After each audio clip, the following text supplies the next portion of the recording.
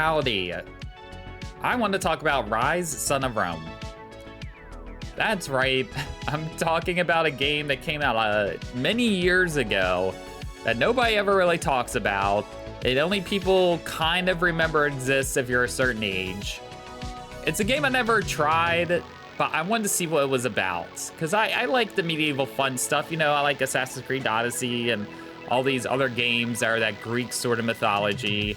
And I remember the thing being like the combat. And the main reason was it kind of had that Killzone 2 effect where it's like, ooh, look at the tech, look how good everything looks. And you can definitely tell it is a game. It does feel more of a game than like a tech demo that I thought it might. And the combat is interesting, but you know, it's an experience. I would say it's worth playing, yeah. This is a really weird one for me to do. I gotta talk about this.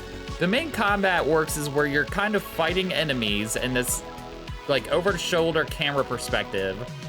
And as you're fighting enemies, you get the ability to do like a combo finish. And then that's where like the bread and butter of this game is. It's doing its combo finishes. And as you go through the experience of this game, you unlock more and more combo finishes. And then you have these different little sets of combos you can do depending on what you want to prioritize. Like, one will give you more experience, one gives you some health back, one gives you more of a focus, which is kind of like a slow mode so you can get advantage on enemies. There's all these like different variations, and using the combo finishers to help build your stats for in a moment's an interesting thing. I haven't played a game, at least in recent memory, that's quite like this in terms of its style. It kind of feels like it's from that old era of like God of War, although it was a little bit later than those games in terms of just like when combos were a big thing in gaming. That was the hot thing. Look at the slow-mo combo. Because all these combos are slow motion. Like the game will slow down and the enemy is slowly attacking you and you're slowly attacking this enemy, and then you choose kind of which combo you want to do it. It's just like hitting a couple buttons. You're pressing, oh, blue, the enemy's shining blue. Hit the, you know, blue button. Yellow, hit the yellow button. It's really just following a pattern. And if you play through it, it's, you know, the combat itself is pretty simple. It doesn't go too much past that. There's a couple moments where you can like lead your army to charge, and then you can like hold a shield and block everybody together and throw spears at enemies, or you can use like big giant crossbow Gatling guns to shoot enemies sometimes. So they add like a little variety there, but the main point is up close combat. Is the story good? It's fine. It's fine. How's the main character in the voiceover? It's fine. This is what the kids called today like a mid game, I guess. It's fun though. It's a fun game to experience, and it's not long. It's like 5 to 6 hours to get through. Although it did feel like it dragged a little. I'm not.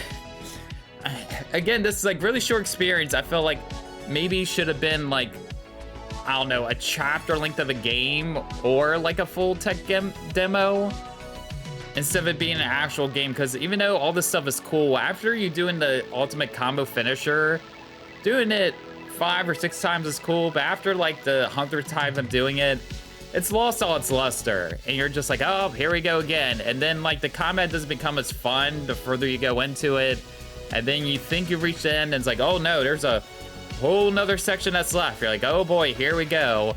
But looks wise, the game still holds up pretty well. I cloud streamed this thing, and this game, it still was holding up there as far as like I could have seen it come out like a good 4 or 5 years ago instead of like 15 years ago or whenever it came out. It looked pretty daggone good for what it was. So that was kind of the most impressive thing about it for me. Again, if you've never played it before and you want something unique and different for an action game, if you have Game Pass, or if you see it on sale for like a couple dollars, it's worth getting and playing through. But it's not a game I'm like, oh, this is like an underrated masterpiece or anything like that. I can't say that about this. It's just a unique style action sort of game, and you might not even play all the way through like I did. You might play for like an hour and you're like, okay, I'm good. I got what I needed from it. I'm ready to move on. So I just felt like I had to talk about because I experienced it a little bit. I just wanted to give my thoughts about it.